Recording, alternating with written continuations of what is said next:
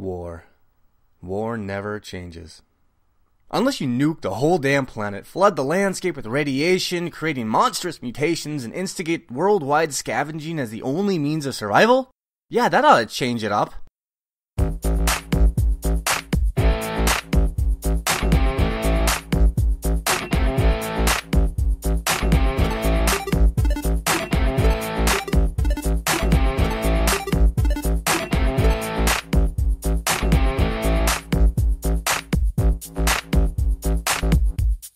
Welcome back, Chimi Wastelanders, and if you're joining us for the first time, thank you for listening in. This week, we've climbed down into my editor's underground war bunker to talk about our pending doom. And, of course, by pending doom, I mean the countless hours we're going to pour into Bethesda's Fallout 4. For the record, we do actually have both of my crew members with me. I have Rosin is back, my sound guy, to make sure we actually can be heard. Hello! And returning to us after a long hiatus of working for me in the darkness, welcome back Obsidious, my editor. Hi, how you doing? So, as I said, we're going to be talking about the Fallout franchise all night long, with the upcoming release of Fallout 4, which I'm frothing at the dick for. Woo! Oh my god, yeah, I mean, there's an app for that. There is an app for that. Rosin, why are you wooing? Have you ever played any of the Fallout games?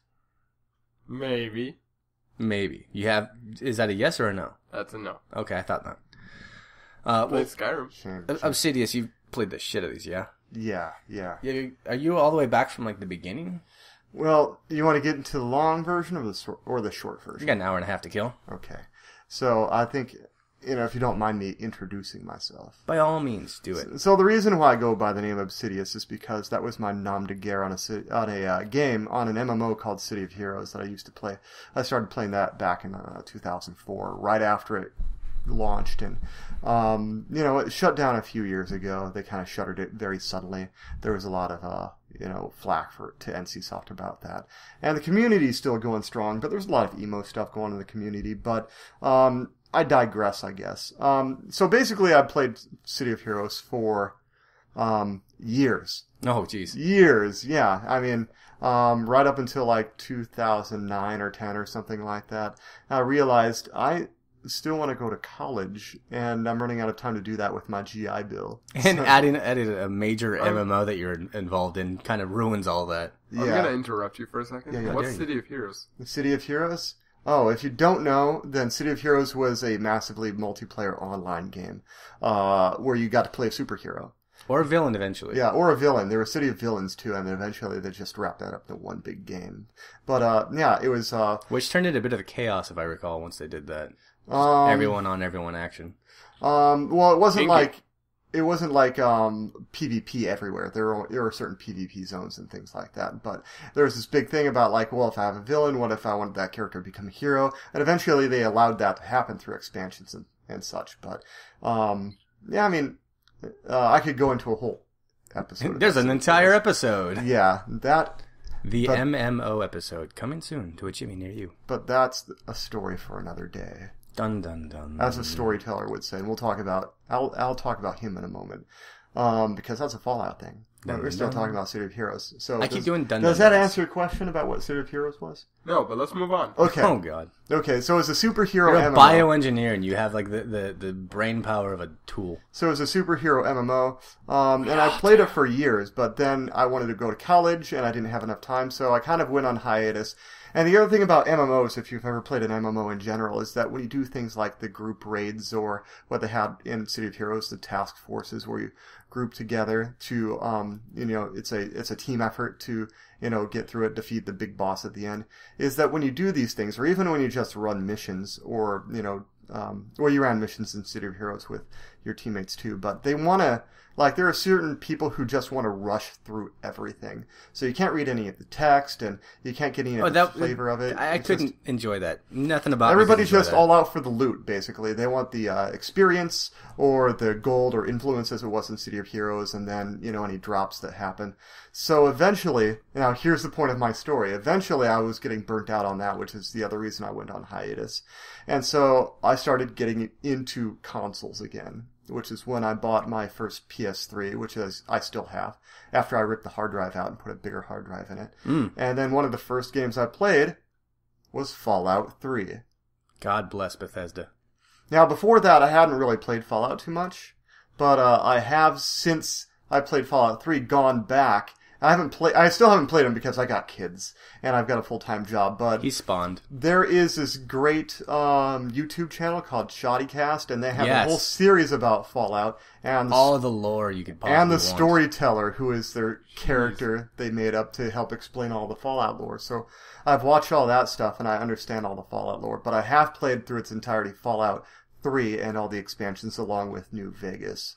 I played that. I only played it twice, but the second time I got to play with all the expansions on it too, like Honest Hearts and Dead Money and that sort of stuff. I think Fallout 3 had much better expansions than New Vegas did, but New Vegas really tried to elaborate on the gear at least. Yeah, I think New Vegas, I like the system better, especially the hardcore system. Yes. The second time I played it hardcore, where I want you to remember the hardcore system, because I want to bring that up later. Okay. So I do have a question. Yeah. Now, personally, I play a lot of really weird games that no one else would play, other from like Monster Hunter. So I don't know much about Fallout. Well, we're going to be updating you with plenty all throughout this show. Before we go into the really hardcore details, how is like Fallout 3? How would you describe it? Fallout 3, well, the first two Fallouts are from a third person's perspective. Three quarters bird's eye, I think is what they call it, where it's like at an angle. And it's isolinear. Like so it's old school Diablo style. Yeah, exactly. Did you ever play Diablo or Diablo 2? Are you familiar with the style of it? Yeah. I am.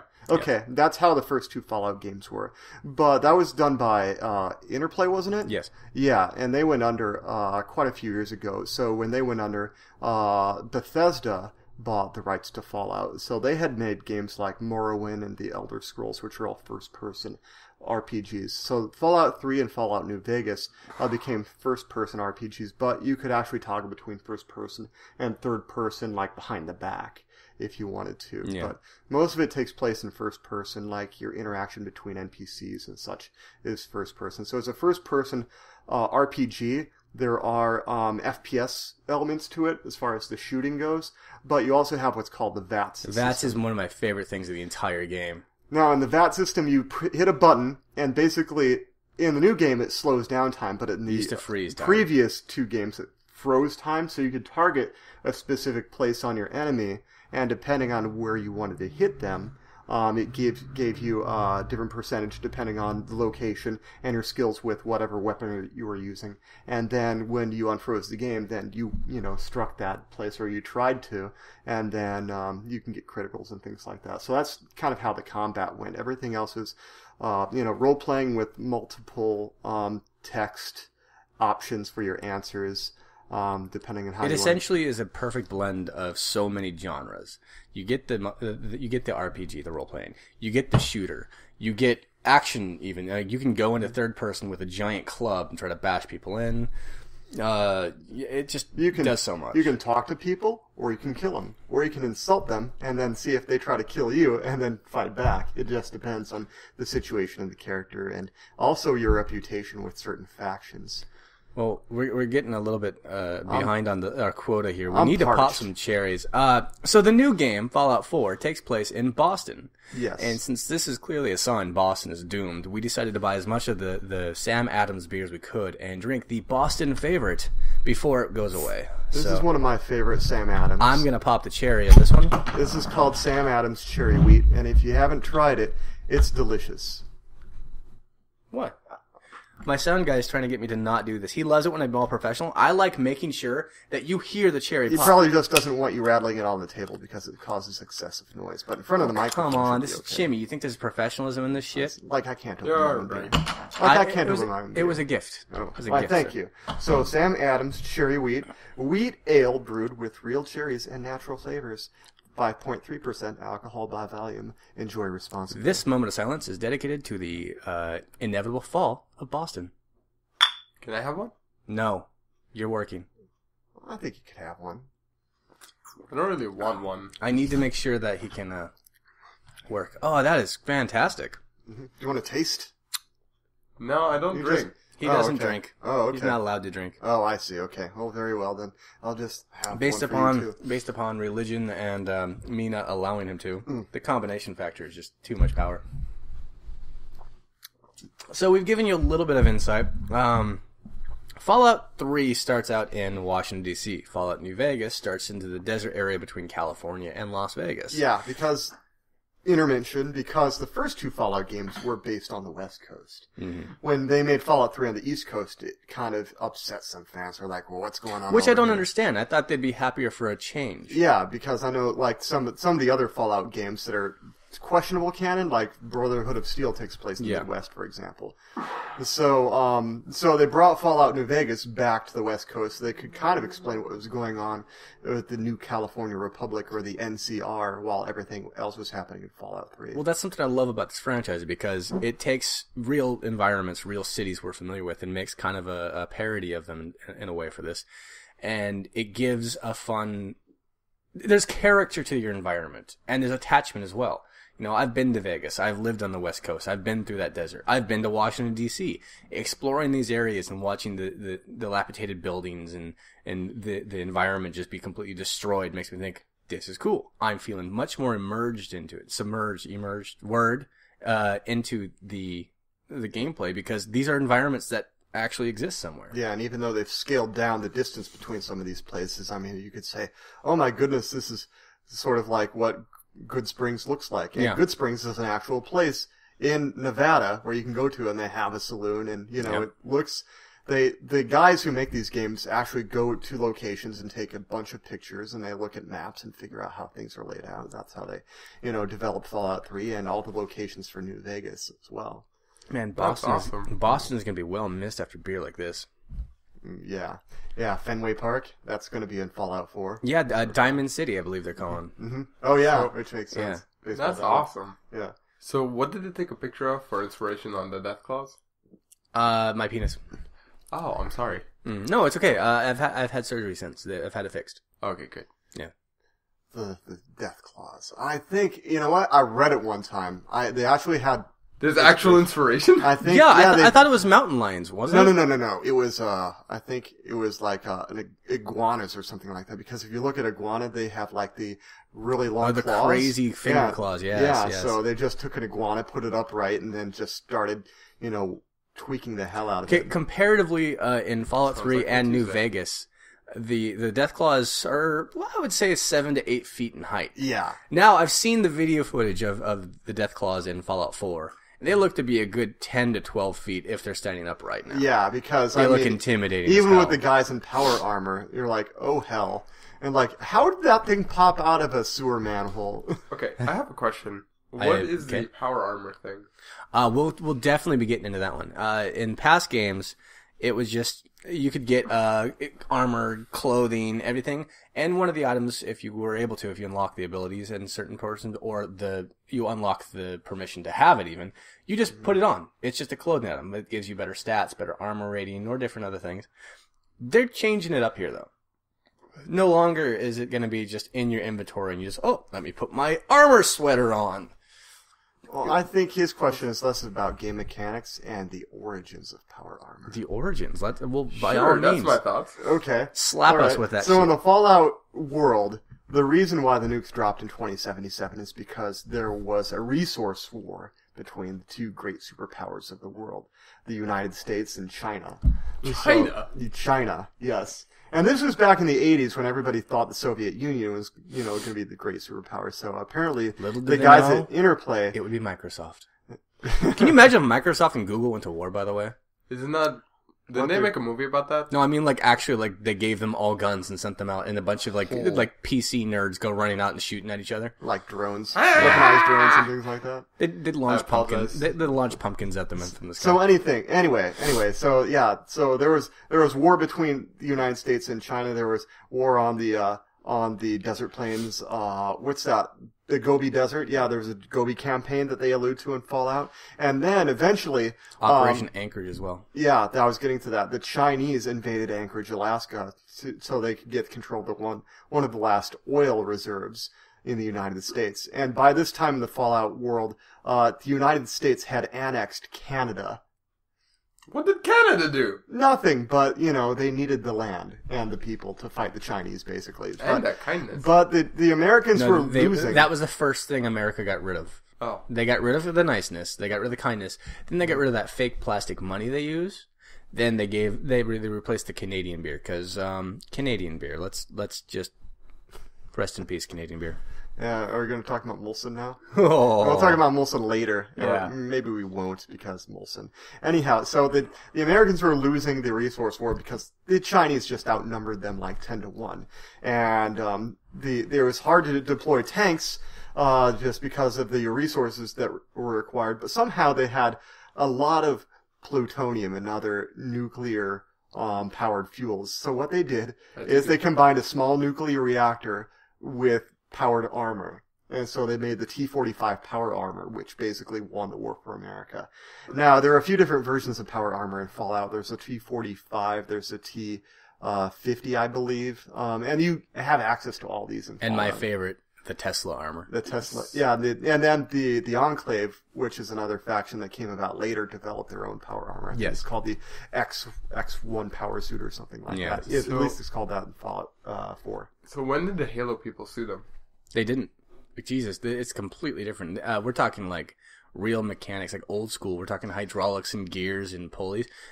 Halo, our power armor is like sci-fi liquid crystal titanium armor. So we're talking completely different stuff. Yeah, when you're thinking Fallout, you're thinking like 50s tech dialed up a notch or two. Yeah, so I mean it's even in the retro design of everything. It's very boilerplate as opposed to like the slick look of Halo or even like the mobility. Like the power armor gives the user strength, but most of the power armor decreases their agility. And that's in the game stats too. Which is with the mechanics. And it weighs a ton too. The mechanics of the new game, actually, with the way they're changing it too, is now it's not just something like I mentioned with the inventory. Now, because with all your armors in the previous Fallout games, just you stick it in your basically backpack. like it was in your backpack and you switch into them whenever you wanted to. That wasn't really realistic for basically getting into a walking 2-ton power tank that you're walking around in. No, that doesn't I make have any one sense. in my bag. Well, here's where it gets good. And I think that they took this from the modding community as well at some point, I believe. Now you have to build your armor from like endoskeleton to exoskeleton, I believe. Mm-hmm. I don't know if I use the right terms here, but I'm drinking beer out here. And not really, but that's okay. And in order to move around in it, you actually have to walk in it. Now, if you need to get out, like say you want to go into a building that you don't think has any enemies, you actually open the armor up, leave it standing there, kind of like Iron Man-esque from Iron Man 3. And it'll just stay there waiting for you. Sort locked. of like Iron Man suit from Age of Ultron. Remember how he steps out of it? Yeah. Yeah, it's like that. Oh, well, there's a scene where like he goes into a building and then like he steps out of the front of his armor. Like the front of the armor opens up and he steps out and he tells the armor sentry mode. So it protects him while he's investigating. That would be wonderful. That's a feature. I wonder if they're going to have that. But in any case, in Fallout 4, what you do to get into the armor. Now, anybody who's played a Fallout game knows what the T-45 armor looks like. You got the nice little crank on the back. It got this crank on the back, but nobody ever knew what it was for. So what you do in the Fallout 4 is your character cranks it, and then he hits the button in the center, and then the back opens up. Like some sort of a clamshell design. Which actually, after doing some diving, I found out that button in the center isn't actually a button at all. That's that's the power core. Oh. And you're also going to be able to actually eject that power core, step out of the armor, and throw it like a grenade and have a mini nuke. Oh my goodness. So you could sacrifice the use of your armor for devastating blow. I think that is just, tactically alone, that gives you a bunch of fun. That's badass. Well, anyhow, yeah, once you open up the armor, your character steps in, they lock their hands and their feet in place, and then the back of the armor closes up. So it's like you're actually stepping into, like, the tank the size of a human exoskeleton. Which they did beef it up a little bit more in this game. Now it's actually, it makes you taller, it makes you beefier. It doesn't look like it's just formed around your skin. It looks like you're in a tank, like you mentioned. And you could see it comparatively when you're looking at the screenshots and the video footage. When he's next to an actual person he's fighting, he's got a good head above that person. So it just looks beefier. It looks meaty. Yeah, so it increases your character's armor rating, obviously, and their strength, because it's powered armor, but it really reduces their agility. But greatly reduces. Apparently, from what we've seen in the videos, is that you can mod your armor in such a way that you can jetpack. This is what I'm excited about. in Fallout 4, which we didn't have in the previous ones, you now have the ability to modify, customize, and change your weapons dramatically now. And your armor. And because of that wonderful feature, now you could do the same to your armor. And they're talking about the amount of differences between all the guns you do. And there's a video clip of them showing how many alterations to a single rifle you can make. Yeah. We're talking, take one assault rifle that's all rusty and banged up, and take all the mods to it. You got a couple hundred options. They said all this, the same amount of stuff is in the armor. Which makes me think there's going to be a fast-paced armor. There's going to be. I mean, I saw the jetpack one. I know that there's a fall damage specialty one. There's. I bet you anything my Tesla baby is going to be coming back. Yeah. You can modify your armor to appeal to what your playstyle is. I'd kind of like to get like a nice up-close and like just fisticuff a Deathclaw on my armor. Yeah. Now, I know we're talking about armor, and I want to come back to this, but I'm really curious about one other thing. You guys have been mentioning mods a lot.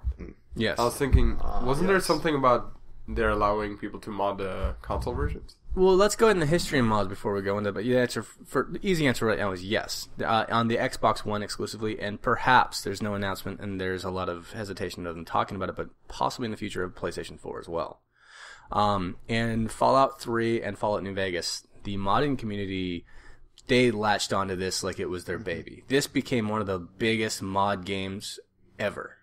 Yeah, and Bethesda has supported the modding community for a while with their creation kits, where they basically give you access to all of the game assets, and then the modding community can, use that to make their own mods. In fact, like New Vegas had a great mod where you play a part of the story from the side of the Enclave, which are pretty much like the bad guys of the Fallout universe, since Fallout 2 anyhow. Well, or was it the original? No, they weren't in the original. The original Fallout was all the super mutants and Fallout. I was going to say that's the second one, isn't it? Yeah. With the Enclave. Yeah. But I mean, we're talking everything from they take minor stats to items such as like a handgun. They change it so it's more efficient as a handgun would be. I've seen mods where it has main weapon, sidearm weapons, so that way as you're reloading, you have easy access to like drop your rifle and pull up the handgun, go pop, pop, pop, pop, pop, then do a reload. All the way to you could go walking around the wastelands dressed as Princess Zelda with a strap on. Yeah, as far as like the third-party community mods are concerned, yeah, there are a lot of mods where like you can have like bikini girls or whatever, or like sex cyborgs that are your companions. Yeah, and when you talk about Fallout, you can have a lot of different My Little Pony companions.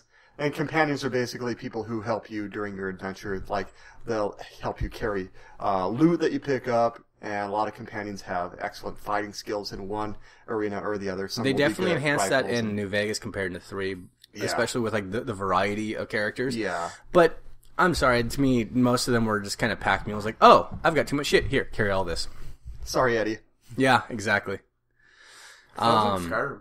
Yeah, well, that's Bethesda made Skyrim as well, and Skyrim came after Fallout 3 and Fallout New Vegas. And one thing about Bethesda, as you mentioned, they're really in touch with their modding community, and a lot of what was released in New Vegas was actually stuff inspired by mods that was made for Fallout 3. I know the survival mode was included into New Vegas because of mods made for it in Fallout 3. And that's one of my favorite aspects. That's one of my favorite aspects of New Vegas. The idea that you need to keep hydrated, you need to keep fed, you need to get rest. I love that aspect of this game. And because otherwise the only reason to eat food or drink anything is just for your hit points. And why wouldn't you just use a med kit instead? It's so much better. Yeah. So, like, why would you even pick up food? Or a stim pack. Yeah. Yeah, that's what I meant. Stim pack, not med kits. Yeah. So. But the one downside I have right now is supposedly that's not going to be implemented in Fallout 4.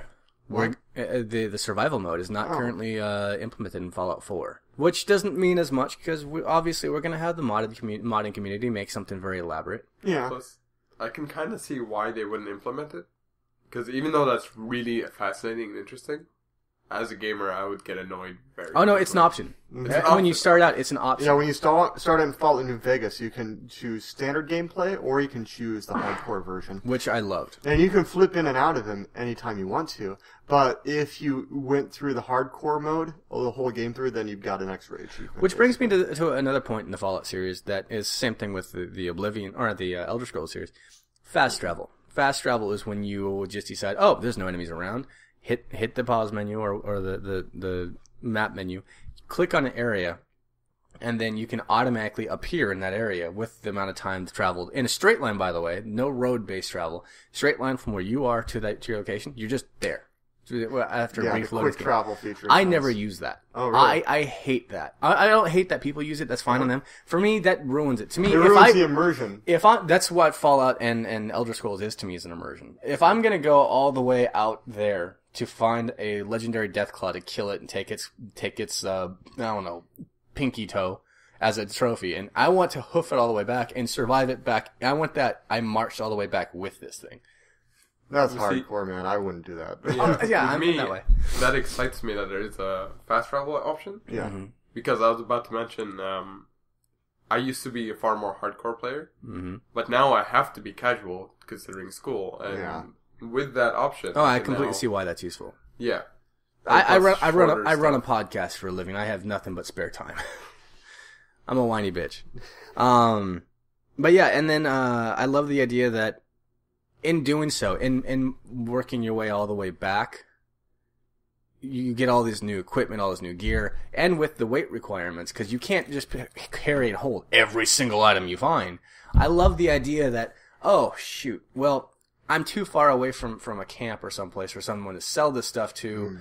I need to make a decision here. This plasma pistol, which has great stuff, or this Gatling gun, even though I don't have any ammo for it. It just really depends on why you're keeping it. Like, are you going to keep it for yourself, or are you just looking for to sell it off? Or the new option in Fallout 4, which excites me. Strip it for parts. Strip it for parts. In Fallout 4, there is something brand new that I've been so excited for since its announcement. Thank goodness, because I always got frustrated that, like, you couldn't, like... Oh, I found duct tape! This is useless to you. Yeah. Or that, like, you could only repair a weapon if you had another weapon of the same kind. And, like... That sucks. Yeah, so, like, the only way you could repair your 45 pistol in Fallout New Vegas, for example... Find another 45 was pistol. to find another 45 pistol. I think it was the same way in Fallout 3, if I'm not mistaken. Yes, it was. Now, here's the thing. I've seen strip it options in other games, where you could strip stuff that you didn't want, but it gave you barely anything. Now, this one, apparently, each item is composed of the same items. Each weapon is composed of the same items, and the modded versions, you actually get those items with it. Like, for instance, you can make a rifle out of the ammunition, rusty pipes, wood, nails, and duct tape, and stuff like that. And then you get this really, like, low-quality gun. Now, if you pick that up, you can strip it down, you get all those items. Now, you could also upgrade that same rusty piece of shit with, like, an actual barrel of a gun, and then it's more precision. Yeah, barrels, adhesive, metal, scrap metal, things like that. So, like, there are a few different ways you could get adhesive in Fallout 4. Like, you could get it from duct tape, or you could get it from Wonder Glue, or whatever. Yeah. So, like, they wanted to make a point because in Fallout 3 and Fallout New Vegas, they had all these random objects, like... Tons and tons and tons an old of globe stuff.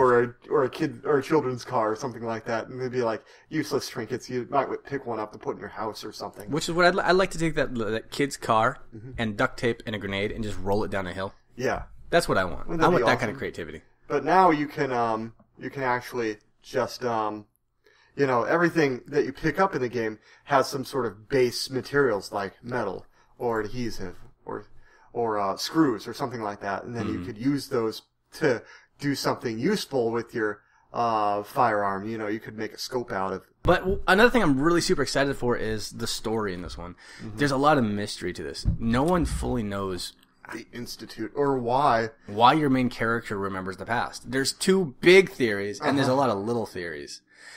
The theory that I don't like, mostly because it doesn't give you the option. Do you want to give any spoiler alerts before you start spouting out theories here? Spoiler alerts. Potential spoiler alerts. These are theories that are based off the internet and maybe some ramblings of our own. So in Fallout 4, as much as we know thus far, the main character who you create, design, and become is there in the past, before the events of the big war. Right. In the opening part of the game, if anybody's seen the E3 trailer, and I'm sure that a lot of you out there have, obviously. I've watched that repetitively with lube. But, with lube. You just had to make it weird. Yes. Yes, anyhow, I did. Well, that's the whole point of Chimichanga. Anyhow, I digress. Yeah, but anybody who's seen that trailer knows that the beginning of the game starts pre-war in 2077, right before the bombs drop. And then, And then as far as we're told by Bethesda, your character is able to retreat into the vault, but then he awakens as the sole survivor of Vault 111. But how did he survive? Yeah, exactly. Was he in a stasis capsule? Is he, perhaps, as a lot of theorists believe, a synthetic human? He's a replicant. Which is a major focal point of story, as far as you've seen via trailers and announcements from Bethesda, that there are synthetic humans hiding amongst everyone in Boston at this point. Yeah, and anybody who's played Fallout 3 might have done that story arc at Rivet City, where you're trying to find the let me ask, how did you handle that? Because there are a variety of ways to handle it. Most options and most questions in this game, you have options of how to handle it. You can kill the guy, you can bribe him, you could do his quest, you could stroke his ego. Well, the first time I did it, I never found out who the android was. I hit a dead end, and I'm like, I'm sorry, I just can't help you. And then that was the end of the quest. But the second time I played it through, I played it with a bunch of FAQs because I wanted all the things. So the second time I found out who the android was, and I told the guy from the Institute, and he gave me the reward, and then as soon as he turned his back, I killed him and his bodyguard. Because then I got the other things, too. Much like you, when I played that, I got stumped, but I was obsessed. I just kept wandering, and I don't ever want to use FAQs or guides until I finish a playthrough. Right, that's why I did it on my second playthrough. I was obsessed with this. I was like, did I hit a glitch? Is this an unfinished thing? Is that how it ends? Oh my god, what do I do? And I go through with that. And what I found funny is when the actual android, when I found him, I thought he was going to be like some Terminator thing, or he's just a dude. I was like, hi guy. Yeah, because they look just like anybody else. But when I was looking for him, I was looking to shoot him down. I was like, I'm going to kill me a robot. And I find him, I was like, oh. You're kind of a cool dude. You're a nice guy. I don't really want to do this. Yeah, it seems sort of a dick move on my part. Yeah, so I let him go, and I did exactly what you did. I claimed my reward, and then killed him anyways. Oh, you killed the android? No, You killed Zimmerman. I killed Zimmerman. Yeah, the guy, after I got my initial reward. The guy who's hunting down the android, anyhow. Yeah. But now we're back into Boston again, in from Vault 111, and is it Boston or is it New Boston? Are they calling it something else this time? I think they called it the Commonwealth. Commonwealth, okay. Because a little bit of Fallout lore here. When America started getting into the Jenga-nistic anti-Chinese, right before the war broke out, they consolidated the 15 states into 13 commonwealths. They consolidated all 50 states into 13 commonwealths, but they call this one the Commonwealth because Massachusetts was a commonwealth, and, I mean, it is a commonwealth, but in Fallout world, it was a commonwealth unto itself before it consolidated with the rest of New England, basically. That was the long-winded answer of, is it still Boston? It is now, I believe, as you said, the Commonwealth. But I'm sure, I think I've heard in NPC form, like, just them saying the word Boston. Well, like Boston maybe is in the Commonwealth. It's just like DC is in the capital wasteland. Exactly. Yeah. And then, et cetera, et cetera. You got, what was the New California Republic? Was that what? The NCR. NCR, yeah. Yeah. That's from New Vegas, for those of you. And I believe before the war it was part of the Pacific Commonwealth. Okay. Yeah. So, anyways, as we were alluding to earlier, there are synthetics hiding amongst, and it's like a big thing is that they don't trust the synthetics, the synths. Oh yeah. So what's a synthetic? A synthetic is essentially a humanoid-looking android. It's an android. Like most, the good synths look exactly like humans, but some of the synths have been degraded, or they've been made purposefully not to look like humans, so they're easier to identify. Have you seen the video footage of those things walking at you? Uh-huh. They're so emotionless. And I remember the Aliens game that came out recently. I forgot the name of it already. Oh god, not Colonial Marines, right? Isolation. No, Isolation. Isolation, right, yes. right. I played through that in the dark on hard mode, and I remember I wasn't scared of the alien after a while. The xenomorph. The synth. The synths. Those emotionless fuckers. Let me help you. You're not supposed to be here. Just casually walking at you to murder the fuck out of your face. And that's what I'm getting here. It's like I'm hoping that there's no quest or something like to not kill any of those, and like that's a good thing or a bad thing. I'm thinking, please let them be fucking evil, because I'm going to shoot those things. I'm going to shoot them hard in the face with everything I have. I'm going to see one, I'm going to go run as fast as I can backwards, get my power armor, pull up my giant Gatling gun, blow as many holes into that fucker as possible, and then feel like I've saved the day, because those things are scary as dicks. I never got to play that one, unfortunately. Oh, because man. I've got kids. Yes, you have kids. Yeah, I haven't even played Skyrim. I got Skyrim. I got the special version when it was on Steam sale a couple of months ago. Skyrim because it's been out for a few years. And, Skyrim has taken me. Skyrim has so many hours on my Steam library, you don't even know. Oh my goodness. I played it through like twice without mods, and then I started modding it. Now the game's like a whole new game now. Well, you got all the dragons looking like Macho Man or Randy Savage. No, I actually made them look like My Little Pony. Oh my goodness. Giant My Little Ponies flying through the air. Yeah. And they actually have a small rainbow trail when they fly. Oh, Jesus. Is that why you made me wear the My Little Pony costume that one time? No, I'm just into kinky shit. Oh. So yeah, and then another faction that I've noticed in the game is there's a bunch of ghouls wearing red coats, calling themselves the Red Coat Army. Oh, interesting. Yeah, they're hiding out in the marshlands playing kind of guerrilla warfare style. Oh, yeah, I know there's the Minutemen, obviously. Yes. Yes. So I like that we have the Minutemen versus the Redcoats here in Fallout Future. And I need explanations. Oh yeah, that's right. You're a dirty non-American. He's a neophyte. What? That's just a. So are you word. familiar? Are you familiar with American history at all?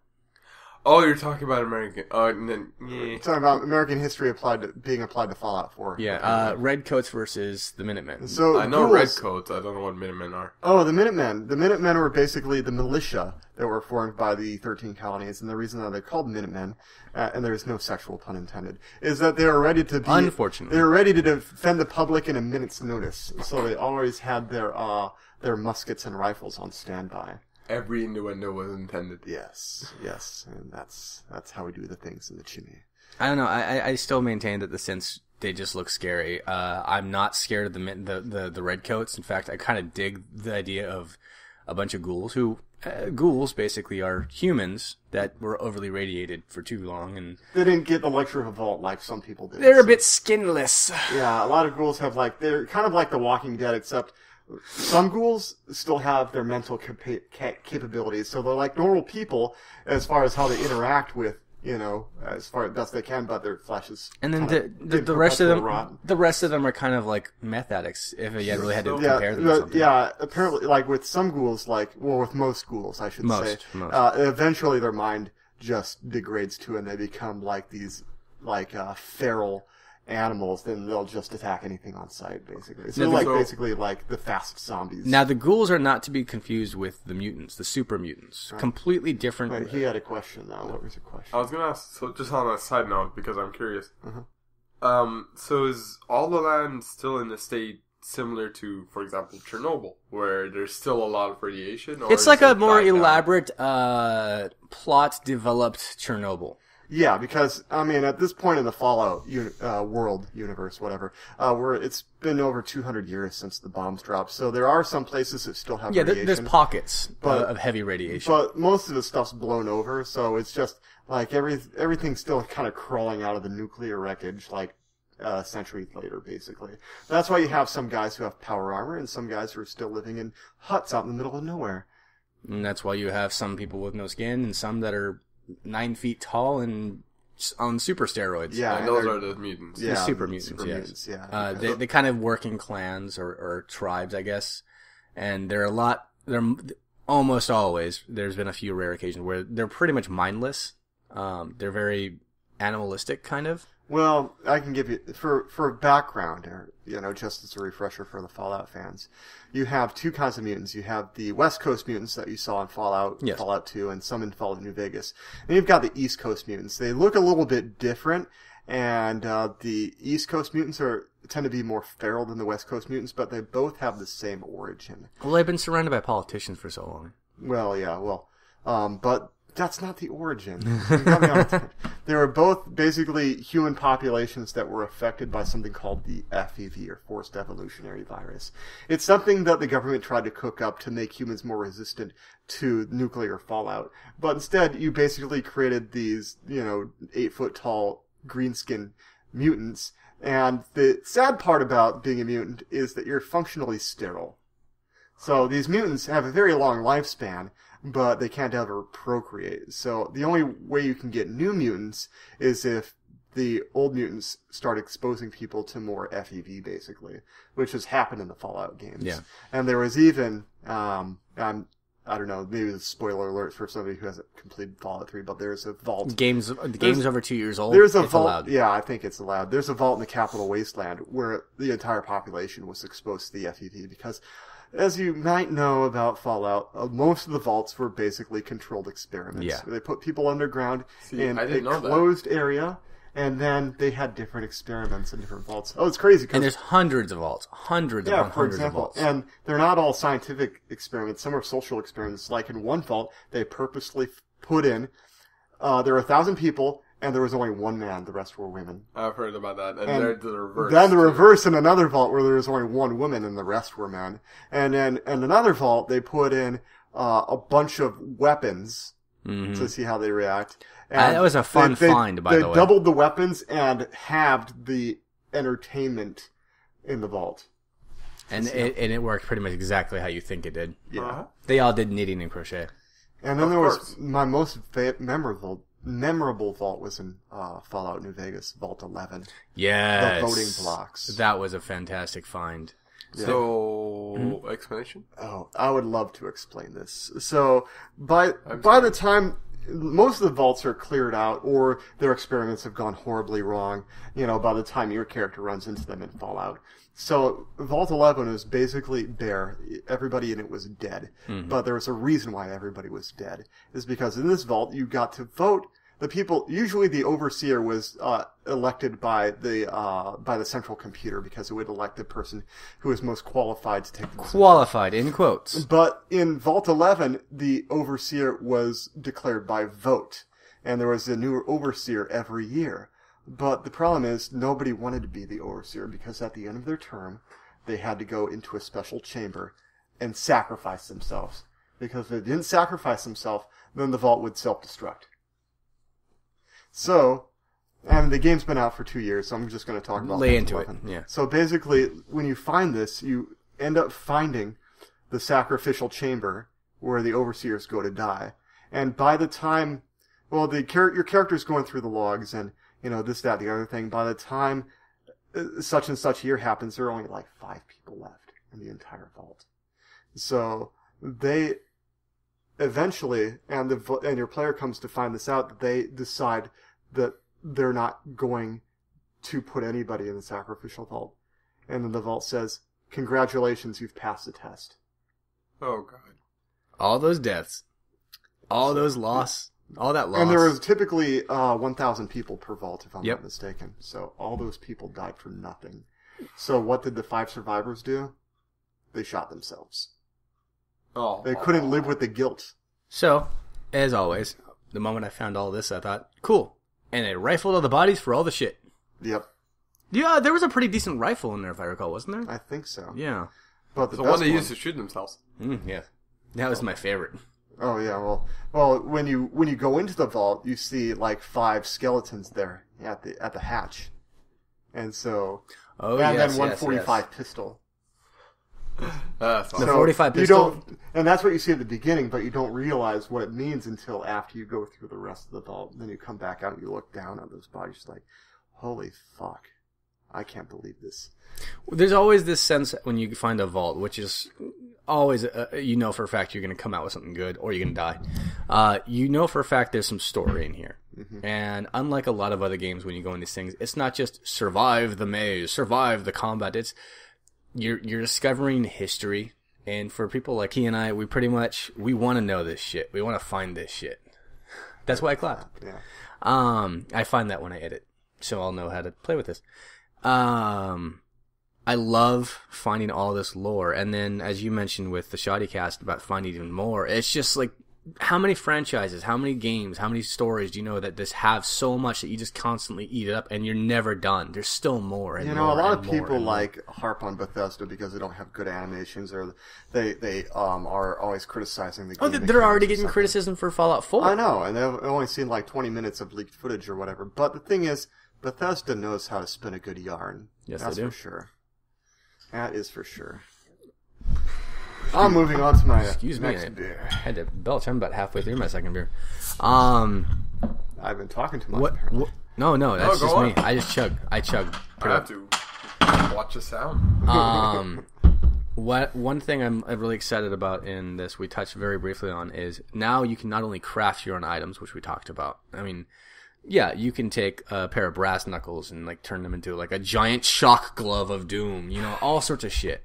You could find Sounds like my Tuesday. You could find like a random combat knife and turn it into a flaming sword. However you want to go about it. I mean, you're an engineer, right? So this is like right. Doesn't matter. The engineering, you have the mind. Do I? Shut up. So you get to make so many cool things. But now we get into where I'm the most excited. Not only can you do the weapons, you can build your own freaking home. You could build a settlement from just scrap. And establish trading caravans if you have more than one settlement. Yes. It's beginning to sound like I'll finally play this game in like 10 years when I have the time. Free time, I know, right? Well, what I love about this is like you can build just a shack and then some caravan comes up, but they could die on the traverse, you know. So you got to make sure you get people to join your settlement, which means you need to make them comfortable, give them beds, give them comfort and support and safety. That way, the stronger ones, the more well-equipped ones, will join the caravan, follow the Brahmin, and take all your equipment. Fight off the raiders and the muties or whatever. Yeah. You know? No. But then you could like create like a funnel, so that way they get bottlenecked. There's only one way in, one way out with this giant wall you make. You can make like a wall of pallets, a giant steel wall that's electrified. Yeah, and then the gate is surrounded by automated sentry guns. Yes. There's one thing I really love by Bethesda that they do, which is they don't care about multiplayer. And I think that's awesome, because single player is great. But I think this would be a great co-op game, though. That's what I was about to say. So for this aspect, is it a multiplayer thing, No. or is it just... It is a single player. There have been mods in the past where they incorporate the ability to have a co-op option, but it's always been really buggy, had a lot of issues, crashes a lot. Because you're making the network sockets by hand, basically. Yeah. Bethesda doesn't give you those tools, I don't think. No. I mean, they might eventually, but I don't think they've given any official tools for multiplayer yet. No, they haven't, and they seem against it because it defeats their style of gameplay, and they've said this before. They want to give you a narrative, and as we've described before, they have all this story to it. You know, and what I love about this is by building your settlement and building everything, you're building your own narrative within this world now. You don't have to worry about all your friends like wanting to rush through the content like I had to worry about with MMOs, for example. Exactly. So if, say, you want to play with someone else, and you want to stop and pick up that book, or pick up that audio file and listen through it, how are you going to do all that when your friend's currently killing everything, blowing shit up, and you're still sitting here reading the pages of the history of this vault you found? Or a random gas station that for some reason has a bunch of mole rats in it, and you don't know why, and you find a secret switch that opens an underground thing, if you recall where I'm talking about from Fallout 3. You know, there's every place is there with purpose. There's randomly a ranch with DLC. There's a ranch randomly in Fallout 3 that you go there and you follow a signal out into the hills. You're abducted. Now you're in a UFO fight and a completely different campaign now. Mothership Zeta. Yep. Which before that you have hints at its existence before the thing even came out with the crashed UFO. The crash UFO. Which let's touch on Bethesda and their wonderful Easter eggs that they're fantastic about involving in 50s UFOs or everything from the Wild Wasteland perk in Fallout New Vegas. Yeah, I loved finding one of the first ones you find actually is Indiana Jones's body stuffed in a fridge. You remember that one? Yeah. Yeah, you get I think you get an achievement for that. Yeah, you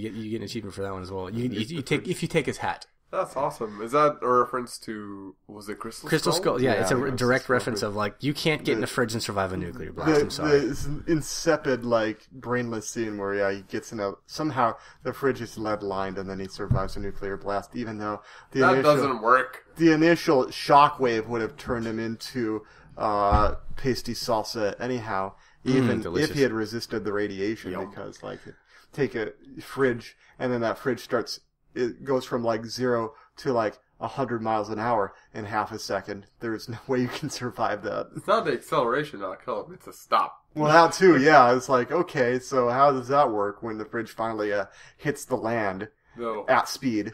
That sudden burst of motion will probably cause the head to whiplash onto the back of the fridge and he'd be dead anyway. He means boobs and things. But we digress. When boobs. Bethesda's been boobs. throwing Easter eggs in since the beginning. Finding Timmy in the well. Or finding the whale the whale in the middle of nowhere with the flower pot next to it with no explanation. And nobody would get that unless you're a Hitchhiker's fan. Yeah. Oh my god. Yeah. Do you want to explain it? Okay, yeah. Well, basically, like, there's this one scene where they're getting away from a couple of missiles, but they have, what is it called? What's that thing? The possibility drive or something? Oh like yeah, that? the the infinite possibility drive or something like that. Yeah. So, like, they use it on the missiles, and one of the missiles turns into a whale, and the other one turns into a flower pot. So, and then it's just randomly falling. And it randomly, and then the author follows from the perspective of the whale, like, oh, what am I? Oh, what's this? I've got a tail. Oh, and this is wonderful, and I'm flying, and I don't know how I'm here. And then, wind. I'm flying, and I feel the wind, and I have a tail. A whale. And where am I? It's the ground. What's that thing coming at me? It's Yeah. round. It's round. It's green and it's round. It's the ground. Oh, I love this. Like, this is fantastic. Slap. Yeah, and it plays out the same way in the movie too. Yeah. So Oh, that's beautiful. yeah. I figured I'd throw a little bit more for the people who've only seen that. Yeah, or if Fallout New Vegas, one of the Easter eggs, if you go to the Big MT, Oh yeah.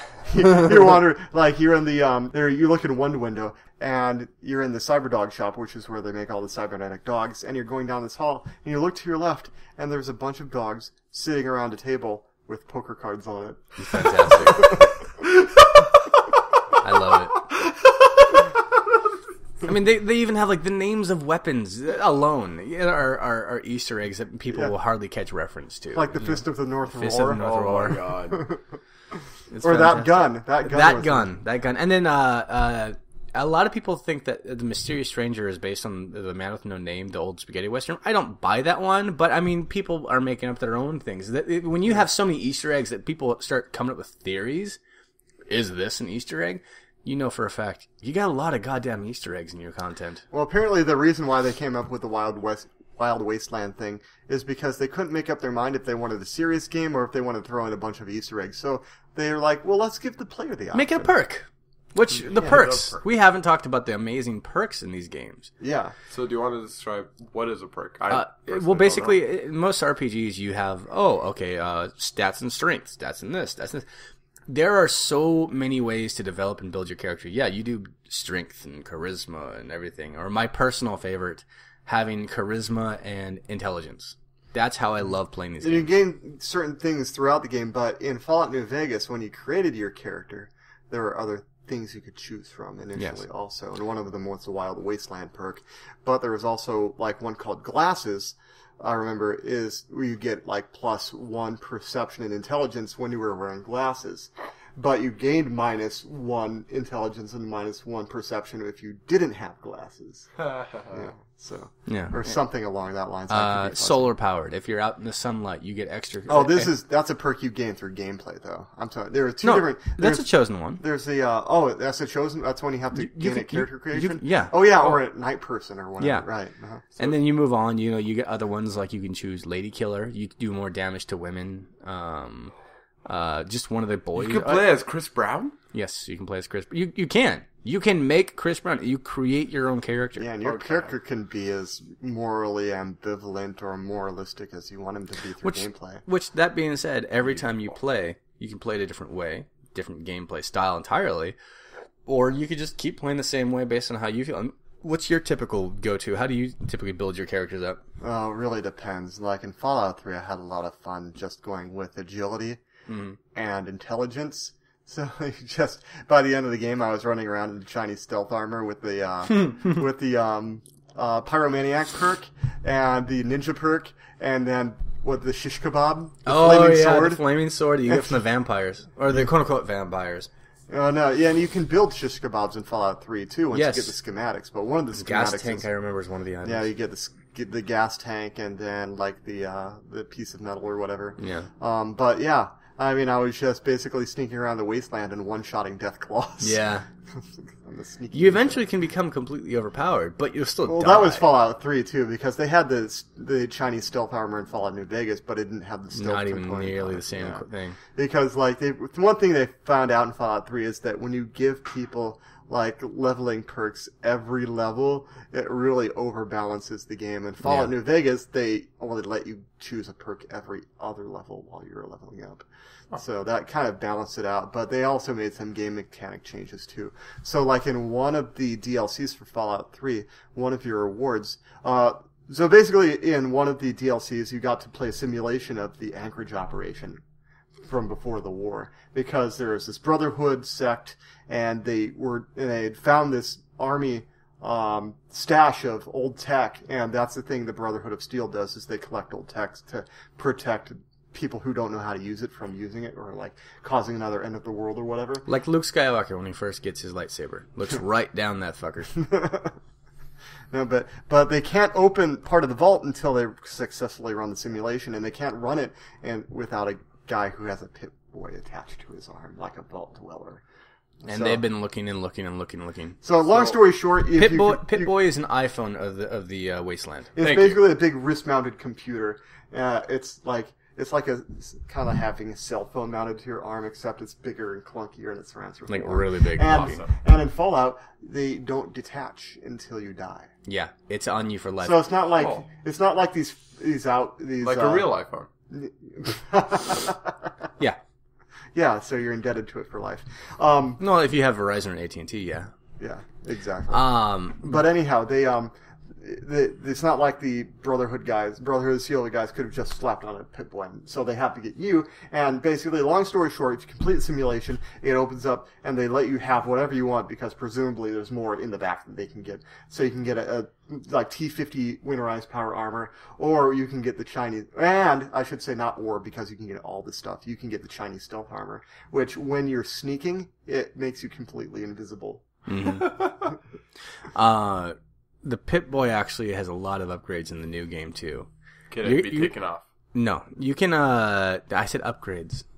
It's not an upgrade to be like you don't gone. want anybody stealing your Pip-Boy. Yeah. Come on now. First off, one of my favorite things is you've always been able to find these cassettes to attach, because when you find audio files, you're essentially in the game finding cassettes to put in your Pip-Boy to press play on, right? But there's never been an animation or anything for it. Now there is. Now you open up, they actually show you put the things in, which you can also find cartridges to play. If you're already not, tapes. If you're not so stuck playing a game that's just sucking your life, absorbing your time. Now, you can find old, classic, retro-style video games to put in your Pip-Boy. And while you're just chilling and waiting, you could play, like, Pong or old-school games They have their own version of Missile Command. I think they call it Nuclear Commander, but it's like Missile Command where you have to, like, shoot the rockets before they land on your cities and detonate. The Fallout series has done a good job of doing a lot of parody things. Yeah. Like Nuka-Cola is one of the most popular. Which, did you know there's a Nuka-Cola gun? Quantum. Nuka-Cola gun. Did you know? No. For the new game, there's a Nuka-Cola gun. I thought you were talking about the amazing. Nuka-Cola Quantum they were going to have at Target. I was about to talk about that, yeah. Well, there's actually a Nuka-Cola Quantum soda that's you can even Target. Plus, in the UK, there's actually a Fallout franchise beer, which we did try to get for this episode, but we're not able to for reasons, and just like all sorts of fun things. But you're talking about the Nuka-Cola gun? Nuka-Cola gun is actually a weapon that's going to be a hidden weapon. Nuka-Cola bottles? It seems more like it shoots Nuka-Cola, which alludes to something I really want to get into, a new addition to the game that we haven't had. We have basic firearms. You can shoot bullets, you can shoot ballistics and stuff. Then you can shoot plasma-based, energy-based weapons, right? Energy weapons, lasers, and plasma. Well, now we have a new one we haven't had before. Now we have radiation weaponry. Really? Yes. Now you have radiation as a weapon in this game. That seems like a terrible, terrible thing. It seems horrible. It seems like you're just like shooting someone with a microwave, practically. All I'm thinking is that you're shooting someone and then they become a super mutant. Well... No, because you have to have the FEV, but they could become a ghoul. Who knows? But that takes like a couple of years. Unless this is like or a lot of radiation. Yeah. Now, supposedly there's a weapon in the game in which someone gives you, and you could choose faction-wise, where if you could use it on ghouls and it rapidly deteriorates them, or I'm thinking if you turn on someone, it could rapidly increase their ability to become a ghoul right there on the spot. This weapon exists? This is a theory right now. Okay. I'm theorizing. But with radiation weaponry, I'm trying to figure out what exactly would you do. Maybe is that a dot? Is it damage over time? Is it something along those lines? Well, I mean, obviously the mini nukes would fall into that category. They would. Well, that would actually be a multiple category thing. And I think it's more important if you can resist radiation damage because perhaps you're wearing power armor. That would actually be really cool to have like someone like have this giant radiation cannon shooting at everyone, like melting their skin. You're in like resistant armor. Like shit, bring it. Yeah, because that was one of the benefits of power armor, was highly resistant to radiation. I'm more thinking like the radiation weapons would be more effective as grenades or something like that. Yeah. Throw a radiation grenade, have them slowed down and distracted, and go and fucking guns blazing. Yeah, I don't know. Oh, and apparently, the leaf blower weapon. What's it called? I just call it the launch everything gun. Yeah. The leaf blower? Oh, yeah. There's this weapon in Fallout 3 you can make with a few parts like a leaf blower and some other stuff. And you basically put any random object you want into it, and then it shoots it out of the weapon at a very high velocity. As they've shown us in recent videos, you can actually put a teddy bear in this and let someone's head get imploded by the impact. Yeah, you know what's funny about that? E3 video. Sorry, No, go ahead. You've killed him on a teddy bear? Hard. I've actually made a vacuum cannon. That's pretty much what it is. Yeah, it's a vacuum cleaner and a leaf blower. Yeah. So basically, in the demo, the guy puts a teddy bear into it, and then he crits on a raider, and the raider's head gets knocked off by the teddy bear that gets launched. Knocked off into many pieces. So Red missed that shit. So for the people who might not know, you can actually shoot a ping pong 2 speeds where it won't reach bullet power, but it can shoot through a ping pong paddle. Oh my goodness. Nice. And there is a certain show that's done this, and I think everyone who's listening would be able to guess what show that is, so I don't even need to mention it. I kind of want to go down a short list. I don't quite know how much time we've gone through on the recording so far, but... An hour. Okay, we got time. I want to go down through a list of changes that are coming to Fallout 4 that we haven't had before. And I want to start with my favorite. The one that excites me the most is the melee button. Now with your melee button, yeah. You can actually straight up, like, while you're running and gunning, if you're sitting, some dude, like, jumps you from the side and, oh, shit! Hit the melee button, stock him. Yeah. Or pistol whip. Yeah. Yeah, in the past series, you couldn't do melee attacks. You'd have to change weapons and do a melee. Yeah, so you either have to change to bare fists or to a knife or a sword or whatever as your melee weapon. But in this one, you can actually perform melee attacks with your firearms using the melee button. And you could upgrade your character, in fact, to have a rapid combo as well. So you go pistol whip, bop. Oh, and don't they have bayonets in this game? They have there's actually, yes, one of the new weapon models, I think is the way to put it, is actually muskets. You have energy weapon muskets, traditional muskets, radiation muskets, and you get to customize these as well. And there are, in fact, bayonets on the end of them. So if you have a firearm with a bayonet, and then you do the melee attack, well, guess what? Somebody's going to get stabbed. Which just makes me hope with all the mods available to these games that to these weapons that you can make in game without anything, just as vanilla engine is. I'm hoping to God you can take an assault rifle and a chainsaw and combine that shit for some Gears of War action. Oh Jesus. So, well, they already have it. They already have, like, they had a chainsaw type of weapon in Fallout 3 in the pit. Oh yes, there was the big spinning axe thing. Well, there was a spinning axe thing, and then there was actually one that looked like a like a hand chainsaw. Oh yes, I remember that. Oh, the Rippers. The Rippers. Yeah, they had those in New Vegas also. Yes. I feel like they're gonna beat you to the punch already. Have that gun as just. Well, that's the thing. That's what I'm saying. Is I'm hoping that that's going to be in there. Oh, that would be great if you could combine a Ripper with a firearm. Oh, that'd be great. Yeah. The next part about it that I want to go on is actually. Sorry. Huh. What if you have a Ripper? So the Ripper is like basically, I'm assuming, a knife. It's like a chainsaw. It's like a chainsaw knife. It's like a short chainsaw. Yeah. So what if you had? I don't know. Have you played the Soul Calibur at all? Yeah. Yeah, a bit. Okay. Do you know the pirate dude? Yeah. Cervantes. Cervantes with his gun. I think I know where you're going with this. I think I know where you're going with this. Cervantes have a gun. He probably has this pistol with a knife. Yes, I've seen those. A Ripper with a little pistol on. I don't quite know how they would make that work unless the melee button works the chainsaw aspect. That's what I'm thinking. Yeah, just like it would work a bayonet. Chainsaw. I mean, obviously you could have a knife as a weapon, but then you could have a bayonet. So I mean, what I'm really hoping is like that you'd be able to get equip a knife and a gun, like the classic 45 or the 10mm, and have a knife, and it changes up. So that way, instead of just whipping them, you stab them. Yeah. You know, That'd be cool. I think cool. It just depends on how the mechanics Call are of Duty handled. style. But as far as other changes to the game, still staying on the weapons aspect, is supposedly weapon degradation is not going to be implemented now. Oh, really? Supposedly. And this isn't confirmed yet. Yeah, The game comes out just in a few days, but supposedly there is no Does weapon degradation. Well, because in the past, the more you use a weapon, the more it degrades, and then you have to maintain it by repair. You know, using other weapons you find in the wasteland to repair it.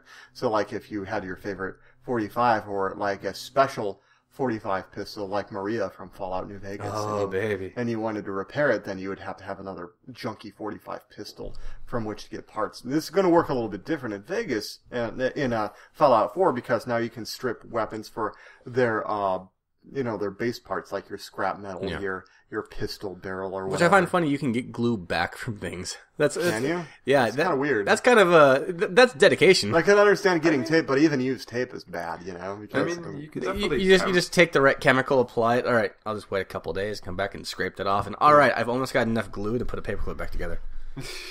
Let's see. Next on my list of changes, I'm excited about how crits are going to be working, especially with VATs. What's a VAT? Yeah. The VATs... Remember the thing where you pause time? And okay. Now, I'm excited that in I'm excited in VATs, like you just mentioned, that it slows. Yeah. Because one, when you crit, first off, it's going to have cool animations and achievements based on what weapon you're using. Mm-hmm. But what I'm really excited for, I think that it adds a whole lot more satisfaction watching it happen in slow motion as opposed to freezing. Yeah. Because you get to watch them kind of like, I'm hoping like you like shoot someone as they're turning to run away, and you get them in the side of the head, and it's like, no, I don't want to play. I hope they have that commentary. Yeah. Even in Fallout 3 and Fallout New Vegas, it would slow down to bullet time when you did a crit or whatever, especially if it had like the bloody mess perk. Oh god. The bloody mess perk, for those who don't know, actually, is the one that it creates insta-gib. It pretty much anytime you get a crit, your enemy basically the entire goes body into just chunks. explodes. Yeah, and I think it even worked for melee, if I'm not mistaken. Yes, it did, and it worked just gloriously. Like Fist of the North Star style, punch through somebody's head. Now another change. Wait, go ahead. The fist of the gun you mentioned, the Easter egg gun, the fist of... Oh, that was a melee weapon. It was called Fist of the North Roar. And you got that from making it out of a legendary Deathclaw hand. So well, it's a specific Deathclaw, I should say. So did that weapon have that give feature? No, you actually that's a perk you acquire. Oh. You put a point into that if you choose. This is something you choose. It's called the Bloody Mess perk, which leads on to another alteration. Now with perks, there in the past you had 1 or 2 or 3 or 4 perks that you could tier into, like put 3 points.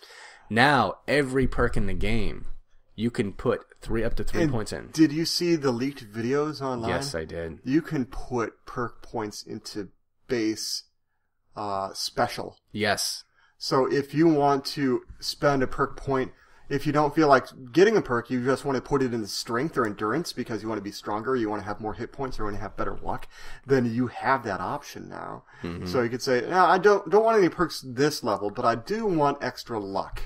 So you can do that. It's crazy. So I have a question. A lot of games have the reset, essentially what I like to call the reset button. Oh, like a respec. Yes, a respec. No, I don't think this game has ever had one, has it? Let me think about this for a moment. Let me think. Because I remember there was a time, if you're playing PC, you could go into the command and it pretty much gives you all your points back and you're at 0. But I don't think like the actual game mechanics have ever had that. I know you could go back, change your character's appearance. I think they had it in Fallout 3, if I'm not mistaken. But I could be misremembering. We'll have to. For those who are listening, hit us up on Twitter or something. Tell us. Because I think there was a way that you could reset it to like level 1, and then you could re-choose your perks as you go through. Right. So you might be able to do that. I mean, technically it's possible because you just have a pool of points. Yeah. And then you could just tell the game, okay, well, reset my perks and give me the points back, and then I want to reallocate everything. So you were mentioning leveling up. I heard something about how there's no cap, apparently. Apparently in Fallout 4, I don't believe there is a cap. It's not officially confirmed, but everyone's under the impression there is no level cap for this game now. Huh. Yeah, which leads to a lot of thoughts. One, either the game's going to have areas that will taper up in tier with you, or you could just become godly. You could be the Omega Man. But then it'd be boring. No, it depends on how you play, really. It really does. Yeah, because like you could do that in Fallout 3 practically. Let's be completely honest. I played New Vegas with the specs of I always do charisma, but I put all my points in charisma and all my points into luck playing on New Vegas. And I never really thought luck would be useful, but when you max out your luck in that game... And then you go gambling at one of the casinos. Yeah. First off, I had all the money. I had every rare weapon would drop out of just nowhere. I never ran out of ammunition, because ammunition would always drop plentiful for me. And every time someone was going to crit me, miss. Huh. Every damn time. It's fantastic how that works. But yeah, so say you want to max yourself out in just luck, and you stop capping. There's no cap to that. You just keep going, and then you move on to something else. You're the luckiest son of a bitch ever. Now you can be good at things. You have options to how you want to play this. I like finding things like the magic 8-ball and sunglasses. Yeah. Increase your luck. There were things in Fallout 3 that could actually increase your luck. Like the magic 8-ball, you wouldn't even have to equip. You just you just had to have it in your inventory. And the sunglasses you had to be wearing to increase your luck. But hey, you're a nice pair of sunglasses. Yeah, you look pretty freaking sick in those things. Now we're pretty lucky. Another change is the karma. It seems to be gone in this game. Interesting. Which makes me think that there may be, instead of it just being gone entirely, there were, in the Fallout games in the past, you would have the karma meter, then you'd have faction meters about where you were good or bad in different areas versus how you are overall. It looks to me like they're just removing the overall karma meter, and now you get based on what faction sees you do what alone, which does make sense. Because it might make achievements easier too, because in Fallout 3 there were 2 sets of achievements. Well, there were 3 sets of achievements. Yeah. Because there was one set of achievement for good karma, one for neutral, and then one for bad. Yeah. So if you wanted all the achievements, like you either have to do a lot of save points or play the game 3 times over. Or what if you're trying to do a good character, but you're trying to get that achievement where you have to murder a fucking village? That's a little bit hard to do. So yeah, the karma seems to be gone. I still maintain that. I think we have the faction stuff left and right. I mentioned the new radiation weapon, which to me, I don't quite get how that's going to work, but I'm sure it's going to be worthwhile. Let's see. Oh, a quick save button now, as opposed to having to go and pause and do your stuff. Now you can set a quick save to where it's like, I want to go talk to that guy. That's one of the things I liked about the PC version, because all you had to do is hit F5 and then, okay, quick save. And that's now also on consoles, great if you want to stand up and leave. Well, it is useful for that, but you could just save anyways. What this does, as far as mechanics is, say you're gonna go meet someone and you have to be really careful with your words. It's for scum saving. Scum saving, yes. There we go. Scum saving. You want to go talk to a guy. You want to get him to offer his daughter's virginity, but you screwed it. You said the wrong thing. So cool. I already quick saved right before I talked to him. I can quick load. Yeah. And then let's try this again. That's what they call scum saving. Scum saving. If you know you're going to get into some sort of situation. Or if you want to be an asshole and go, you're like, I'm so bored. Quick save. All right. Kill you. All right. Bloodlust stated. Now that I've got that out of my system, let's quick load and pretend that never happened. Aha. Well, some people just do it so they can get the most favorable outcome of a situation. Yeah. That's when they call it scum saving, basically. You can pretend it didn't happen. Yeah, exactly. But the Or you can NPCs remember. Or you can just do something over and over again until you get the proper luck roll or whatever, until you get that lucky shot. Speaking of lucky shots, another thing that I just remembered is in this is ricochet. There's now ricochet options. What? If you put your perks in right, your enemies can shoot at you, and with your luck properly, and if you're using which is now an implemented thing, using the cover system that they have now, their weapons can ricochet back at them if your luck is high enough. They will ricochet kill themselves while shooting at you. It's like Jedi shit right there. Right? So yeah, I think that's an awesome way to do about it. But and then we also have Skyrim's really well known for its loading screens that have random objects that you can play with and manipulate. It looks like those are available now here whenever you hit a loading screen. Like, oh, hey, look. Oh, detailed look at this item. Ooh, fantastic. And in some instances, you can flip them and look at the hidden writing on the bottom. And ooh, there's that code for that vault I wanted. Oh. Yeah. So that's really cool in my opinion. Have they talked about load times? Load times? No, they haven't really. And it's a new gen console game, so it's probably going to have some decent load times, but it's not going to be too bad. It's a mostly open world game. You mostly have a short load screen when you're going into a building or into a vault or a cave, something like that. But for the most part, you're going to be walking around with no load times out in the wastelands. We've talked about the armor differences.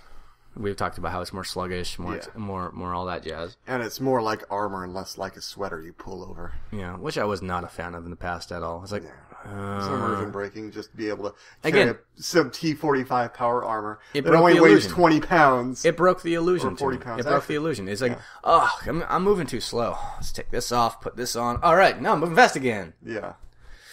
And now it's like, if you want to take your armor back home, you got to wear your armor back home. Let's see. Oh yeah, supposedly they've upgraded the friendly AI, so your companions are supposedly going to be a lot more in tune to what you're doing. If you're randomly jumping into cover, they're going to ask, "What do you see? What's going on?" What about with the regular AI? Where like, hi, I'm just gonna hide over here and then steal the stuff out of your vault. There hasn't been a lot spoken about that. I did hear that it's going to be a lot Safe, harder that's to pickpocket people, though. Oh. I heard that there's a lot of attentive eyes and stuff. Oh, that's interesting. Back to the power armor for a split second. Uh-huh. Apparently, if your power armor actually gets busted and destroyed, and you're still under fire, and you need to book it, your armor will stay where it was. Yeah. But you can't collect it, put it in your inventory, and go back. It's stuck there. You have to go back and make the repairs. Right. So if you get screwed up in like a raider camp or something like that, you have to clear the raider camp before you can start making the repairs to your armor. Oh, that sucks. I love that. That's awesome, but that would suck. It's the risk versus reward thing, you know. Yeah, I think that's a wonderful No, implication. but going back to the pickpocket, that's going to be so hard because what you may not know is one of the cool things you can do in Fallout, if you have a high enough agility, is reverse pickpocket somebody by slipping an active grenade in their pocket and then running like hell. Yep. And they're like, they'll say something like, "Oh shit," or like, "What the?" and then they'll blow up. You can do a lot of really messed up things. You can actually nuke a town. One of the first decisions you get in Fallout 3 is to nuke an entire village. Yeah. Well, it's not exactly entirely your fault because they have an undetonated nuclear bomb in the middle of town. So you can decide if you want to detonate it remotely, of course, or It's kind of the introduction to the karma system, the good or bad system in the game. Yeah. You get there, and some people ask, "Could you help us turn it off? Would you?" Yeah, I could see what I could do. And the moment you accept it, someone else comes at you and says, "Oh, so you know how to turn that thing off, huh? That must mean you know how to make it blow up. Yeah. If you attach this remote thing and you come meet us at this location, we'll make it worth your while." So you have the option: defuse the bomb permanently, right? Forever. The villages the town will forever be safe. Defuse the bomb permanently and then live in the shanty town, or you can set it up, go to this very nice luxury place, which is like the only surviving luxury tower in the entire wasteland. Go up top and have a nice martini with what's the gentleman's name? Tenpenny. Tenpenny. And he gives you Alistair Tenpenny. he gives you the wonderful honor to hit the button, and you watch a nuclear detonation from afar as the town that you were just in goes up in ash. You see a nice little mushroom cloud, and then the shock hits you. Yeah, the whole building shakes. You hear hear it audibly too. It's great, and then you're allowed to live there. Now here's another question. Considering the flexibility, would you also be able to get to that point, but then have that button defuse the bomb? No. And then No. you could kill everyone in the room. Here's the way I did it the one time. I simply diffused it, went to the area, and because I had such high karma points, got into the area, went and met him, and he was angry at me for defusing the bomb, and I killed him. Oh. But I didn't kill him the traditional way the bullet did. I killed him by unleashing an entire horde of ghouls into his tower. Oh yeah. Which, again, there's an alternate mission instead where, you know what? Screw it. There's a bunch of ghouls trying to get in. They're trying to be safe. They're trying to have a home. So I let them in. Yeah, they're the intelligent ghouls, not the feral ghouls. Ah. But they're being discriminated against because they're ghouls, and the fleshies won't let them live. Now in you have Tenpenny you Tower. have the option to say no, you fleshless bastards go away, or you can kind of negotiate peace between them, and then you get both humans and ghouls living in there alike, or do what I did. Fuck you, die, ghouls in, humans out. See, I tried to have them coexist, but if you go back a week later, the leader of the ghouls has basically killed all the fleshies anyhow. No shit. Yeah, Whoa. he's an evil fucking bastard. Interesting. Yeah, I didn't know that. So I killed him, and then It's funny that the different ways you play, you can miss out on an entire character arc. Like I never got that. I thought he was just like out for his people. Wow. He really hated all the like they tried to get together, and then like finally, he's like, "F it, this is going to be too hard," and then so he basically kills everybody, including the old man from the radio show. Oh, really? I was really Three pissed Dog? about. Oh no, Three the Dog. old guy. Yeah, the Indiana Jones type guy. Yeah. Yeah. I know. I just like the options. I'm looking forward to having more options for the new game, especially with the environment. I have heard a lot of rumors though that it's a lot smaller of a map. Interesting. Supposedly, if you're going from east to west, from border to border, you can traverse it on foot in about 11 minutes.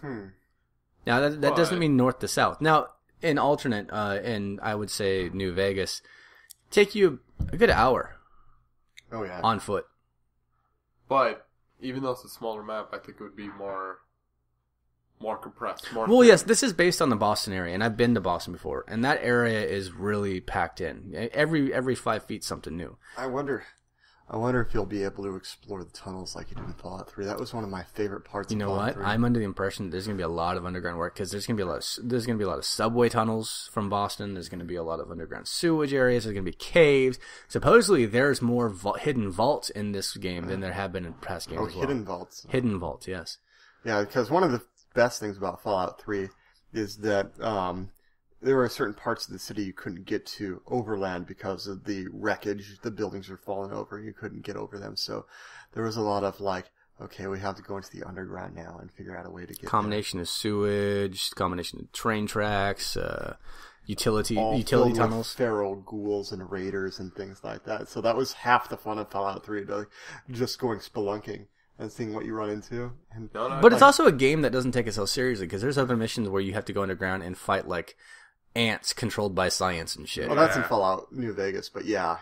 What has science done? I could also imagine with the new armor, you can now fly over those wrecked buildings. You don't really seem to be able to fly. It's Perhaps, more of a short burst type thing, kind of like it's more of like a jump. But pack. he's right. You could probably maybe jump over obstacles, but or jump into.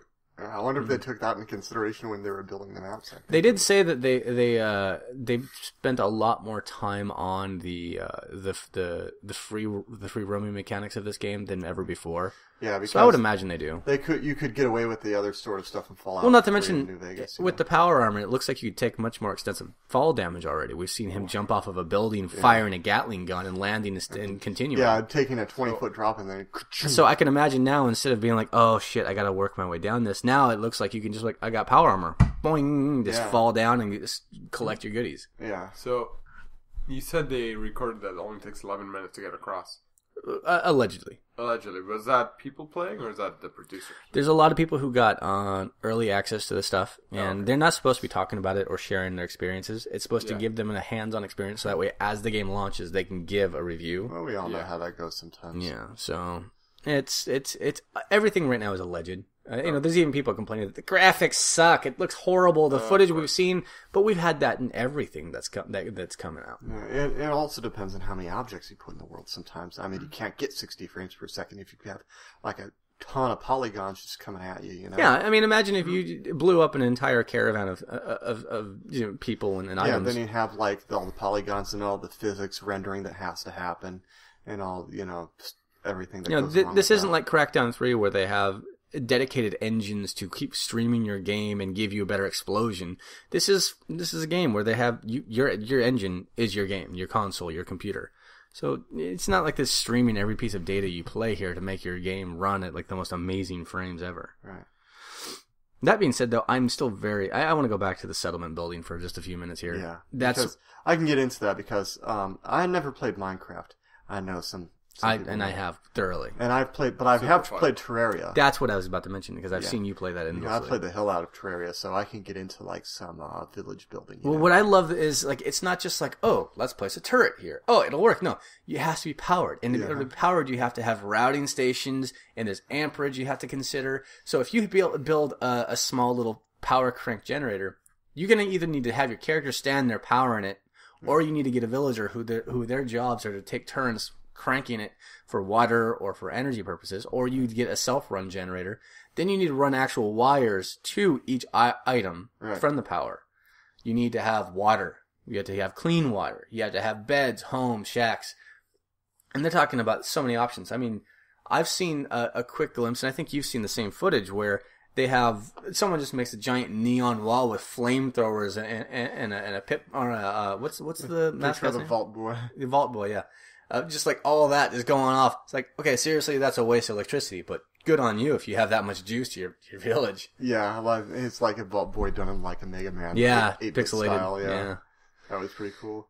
But it's like, I like the fact that, you know, you could build these traps, you can automate your entire place, leave and trust, or you could just like build it, leave it, go do a mission, come back, everyone's dead. Now you guys start from scratch. Yeah, so to speak, yeah. I mean, you might be missing resources at that point or something. Yeah, who knows? I mean, you could build it out of just like just random scraps of wood, build a simple little house, or you could build a freaking concrete tower. Yeah. You could be Tenpenny. Alistair Tenpenny. Oh, you know what? No now, ghoulies allowed. I wonder if there is an upward building mechanic in this. Yeah. How vertical can you build? I know you can do at least 2 stories. I want to see how high I can go then. I want to do that. I would love to see a bunch of... let's be honest. Let's think basic mechanics here. If you got a bunch of super mutants trying to raid your place, what's the safest way? On the same level as them, or looking down and be like, bitches, die! Yeah. If you could place a Guard turret towers. aimed down as they have to climb ladders, what are they going to do? Yeah. Yeah. Oh, see, now I just won. I just won the game. Guard I did. towers, yeah. Yeah. Bingo. And then you get your caravans. You can make like multiple towers. Yeah, that's it. I'll just make towers all across the damn place. The high ground, yeah. Bingo. I got it. I'm excited. I'm aroused. As you should be. So what kind of character do you think you can run this one? Oh, I don't know. Like, I love all stealthy. But I think I'm just going to have to go with my usual route to intelligence and agility. So less strength and more like, can I dodge bullets and talk my way out of stuff? I was going to be more like soldiery or battleborny or whatever, kind of warrior style this one. But then after watching all the mechanics so much more, I was getting really excited about the concept of, I want to build like a Tony Stark like character. I want to be the guy who finds that power armor and be like, oh, I could fix that. Yeah. I think I'm going to like go with my old standbys and intelligence, so I can pick all the locks and crack all the computer terminals. There it is. But you know what the sad thing about Fallout is? Any way you crack it, you'll never be able to ride a bicycle. Which is weird because you think in the post-apocalyptic universe, or world I should say, that, you know, just a non-motorized method of locomotion would be the most Be preferred. genius, or at least ride a freaking Brahmin. I don't care how slow it is. It gives you options. It's like you were talking about before we started the podcast. They have technology to power powered armor.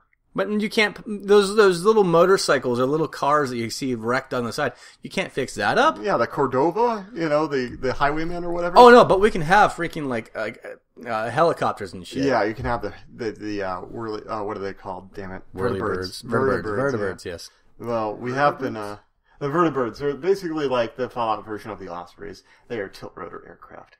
Oh. Yeah, and they have those in Fallout. They're used by the Brotherhood and the Enclave, basically the evil Brotherhood of Steel. The Enclave is like, they're the people who are, just really quick because we're running out of time. Yeah.